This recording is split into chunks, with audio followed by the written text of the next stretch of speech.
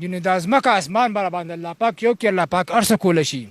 د نوح علیه السلام په وخت کې الله پاک د تنور نه اوبه ولې راایستې دا په دې لپاره راایستې چې دا د خنزیر زامن د دې نه عبرت واخلي چې د تنور نه اوبه راوځي راایستی شي دا لوی طاقت دی په تنور کې خو اور بلېږي که نه د هغې نه به اوبه راایستې د بر اسمان نه به اوبه راتې د تنورونو نه د دغه نه یو چپې یو غوبل هغه واقعیت تاسو په قرآن کې نه ده کتلی قرآن سره ستاسو مینه نشته نو چې قرآن سره مینه وي دا واقعیت صرف سړی وګوري ولې اوس د الله پاک نشي کولی دا موږ څه نه کوو د موږ زنانه څه نه کوي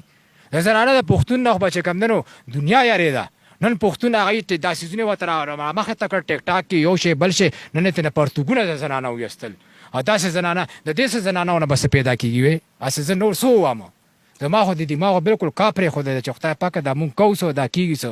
او زمونږ هغه چې کوم خوږ نبي مونږ پې سر ورکوو مونږ پې جان ورکوو او هغه